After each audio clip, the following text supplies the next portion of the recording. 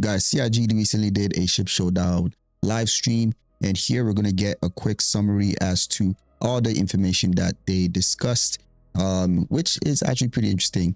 Lots of information about ships, and I think you'll enjoy this. Before we get into this video, I'd like to let you know that we're actually doing a giveaway. Kudos to CIG for an L21 Wolf. If you want to participate, I'm going to share details on how to do that at the end of this video. So make sure you watch all the way till the end. All right, let's just get straight into this. All right, so now as you're listening, I'm going to put some B-roll for you guys to actually this way you can just listen, because this might be a little bit longer video. All right, so now 600i rework was also discussed. It says they are happy with the concept and can confirm this is still planned. However, it is not in the 12 to 18 month schedule. This is because 600i at present a functional ship, so they would prefer to produce new ships and concept ships. Interesting. Okay, yeah, that kind of sucks. That kind of sucks, man. I really did enjoy the new look of the 600i, but a lot of people have been waiting for that for a long time, and to hear that, that's kind of sad, right? So Jared also says that he's hopeful for a new origin ship in 2026. What's the size of that ship gonna be? I don't know. Probably gonna be a smaller size ship, but we'll have to see. Ships ready for engineering. They say all ships are essentially ready for engineering. Those without physical component access have a fallback mode. Ships like single seaters will be able to use their MFDs to access engineering gameplay, including repairing components. Half of the ship use physicalized. Mostly single seaters are fallback. Engineering is not held back by ships being ready for it. Interesting. They did mention that we might actually see a tech review soon for engineering gameplay, but we'll have to see when they actually do that. For the color scheme for Best in Show, nothing decided this year, but they're gonna have a meeting next week at starters gold standard. They discussed. It says yes, they want this as a part of this. The Aurora gold standard has been kicked off, including the extinguisher, weapon locker, physical components, MFDs, improving how it was versus when it was made. It will be nice to update millions of Aurora owners. Storage was added to the Aurora. It's important to remember that gold standard is the current standard, so there will be more updates in the future. They will update other starters if they have time. GSing is prioritized by popularity, and ships with the worst issues, Aurora, will be introduced to sale as a part of this. Interesting. All right. So now they speak about the Zeus, 4th Zeus variant, Zeus ST. It is real. However, it hasn't been made, as it's missing its gameplay loop and was only introduced on stage by accident by JC. Really? Did we see that? The ST? Did we actually physically see it? Interesting. All right, game loop was not disclosed. When the game loop is made, they will return to it. Interesting. What is the ST? Any speculations as to what the ST is actually meant to do? So now ship modularity and the Apollo release. The feature work as much as they need it present. Both Apollo will be module based and are coming in September. Confirmed. Okay, that's nice. It has 6 modules, configurations of tier beds, and can equip 1 per side. All size modules will be given for free to all Apollo owners. Interesting. Command module and the Ironclad release. This is due to finish in December. Interesting. The Ironclad is due to finish in December, or is it the command module?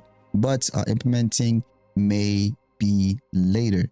This is very complicated feature, as it needs to have command modules be independent ship, but also be able to take control of the Caterpillar and the Ironclad. Interesting. Okay.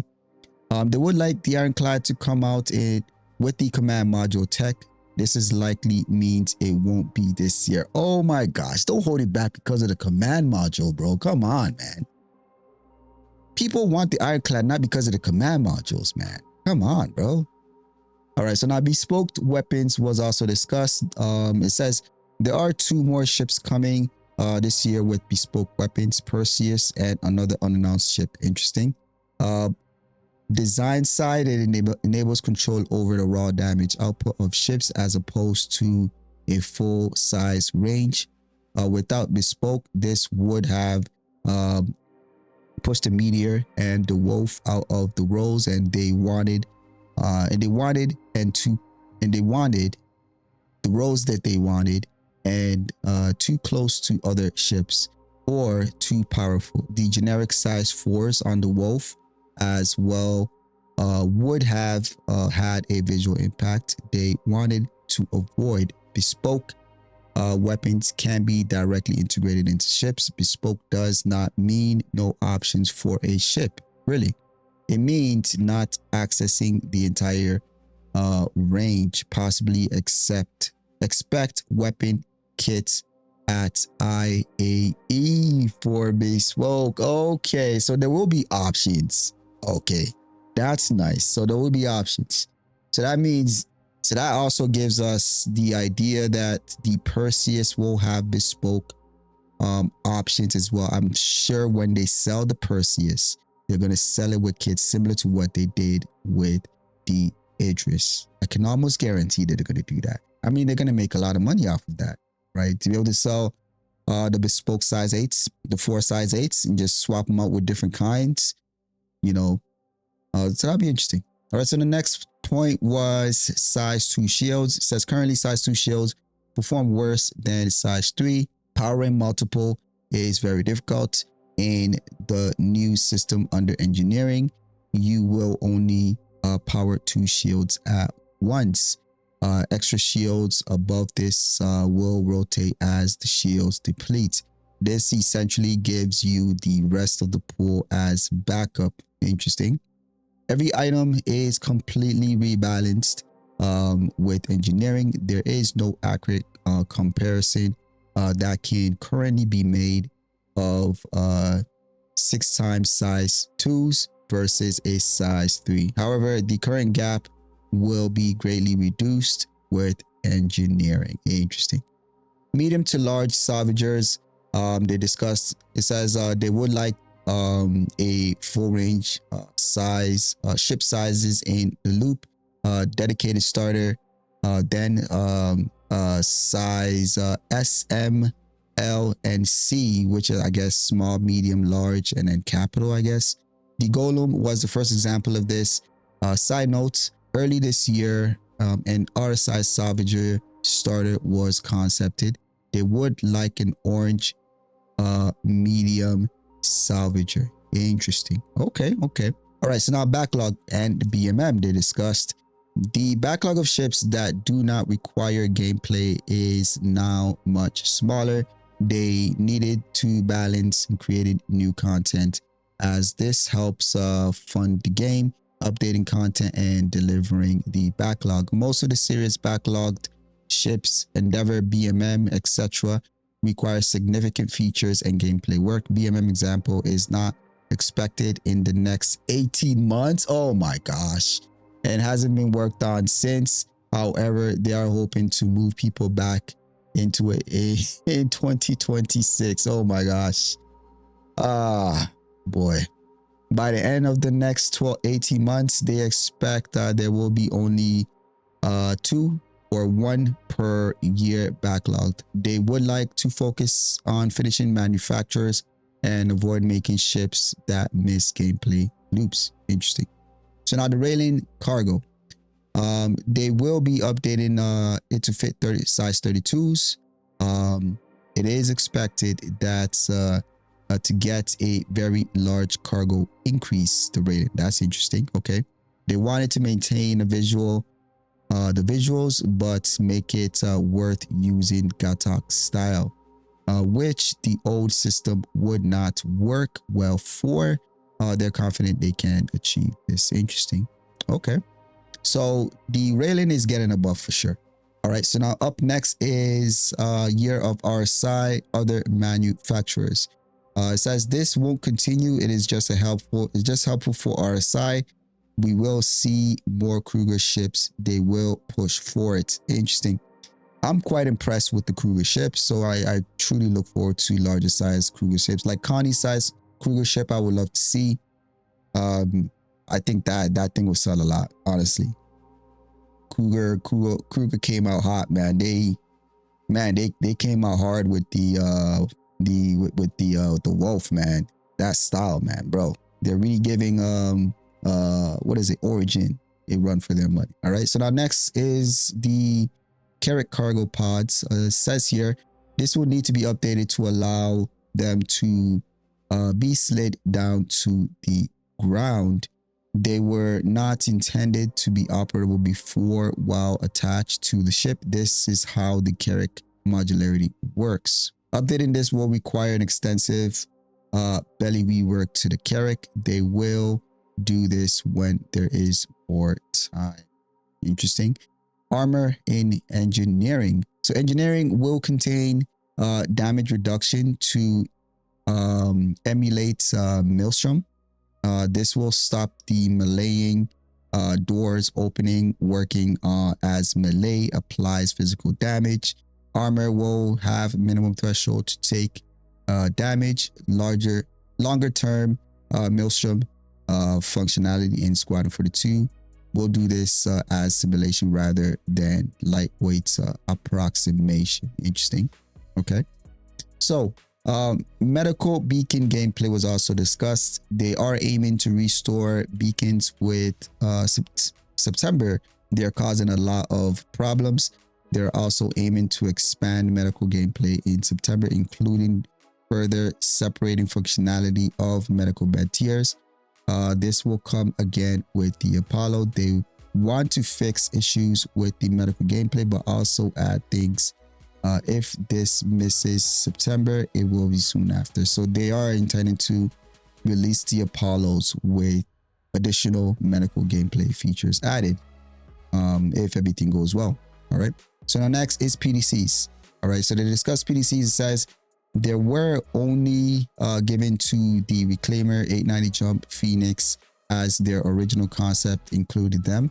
The Ironclad, for example, will not receive them. They are intended for military capital ships. There is new kinds of vehicles with new kinds of PDCs coming. Interesting. The PDC sold in the Idris kits will arrive in game shops around IAE. Yes, we're gonna get PDCs that we can buy. That's pretty cool. All right, that's actually pretty cool. Okay. Ship entry and exit animations. They discussed some of these, like the Talon, are too long and they will change these. However, it is multi-discipline adjustment as it is needed to sync with audio and visuals. The Wolf entrance and exit was motion capped, which enables it to be so fast. Ladder Tech V2 for static ladders, so this can't be used for ships. Interesting.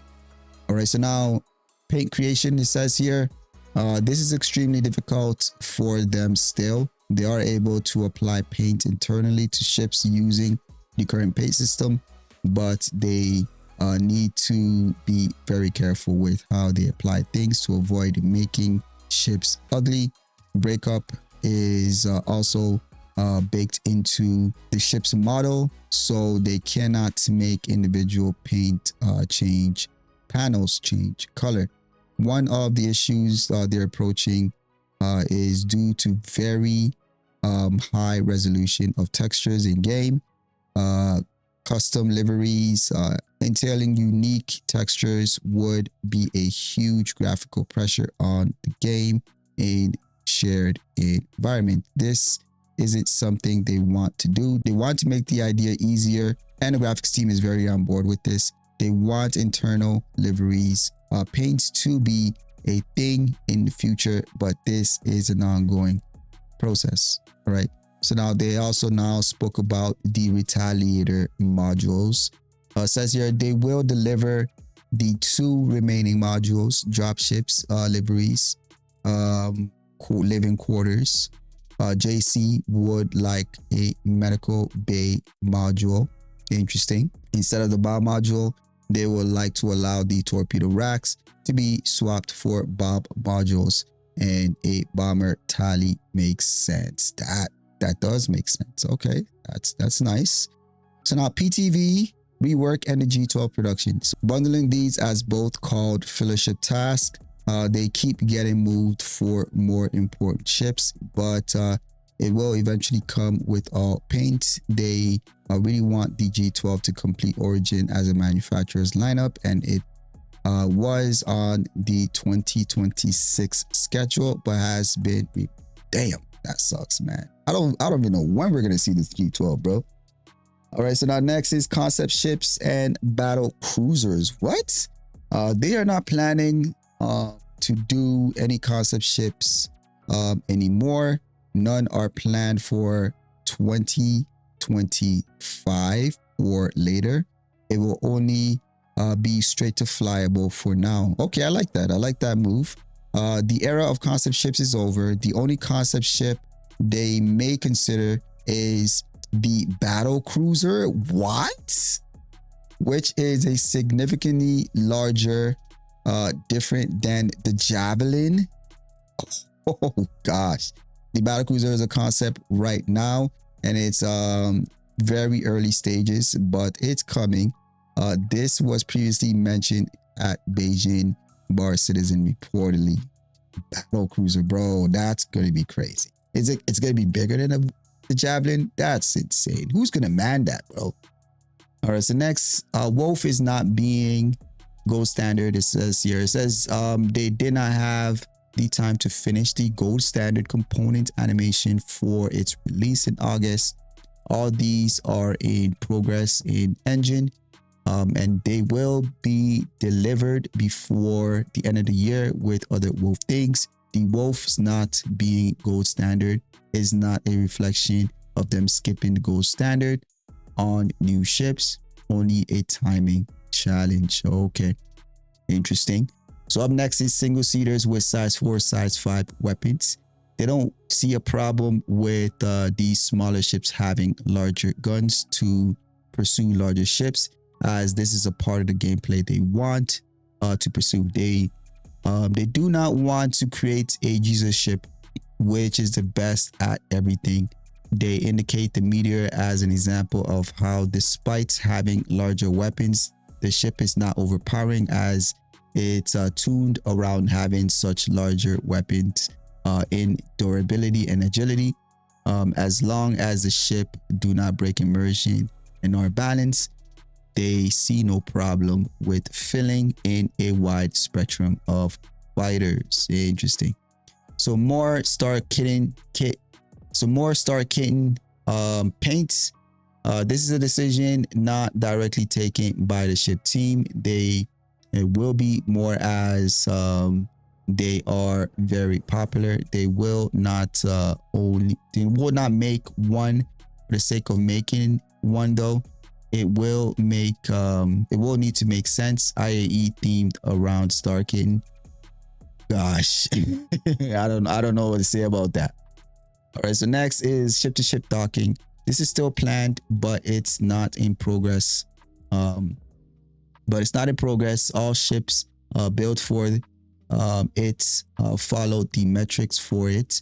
The smaller round dock collar extends to the bounding box of each ship and connects to enable a transfer. We'll see when we get that. I don't know how long it's man, we heard about ship to ship docking for a very long time, and I don't know when we'll actually see it. But the next topic they spoke about was rearming, repairing, and refueling in capital ships.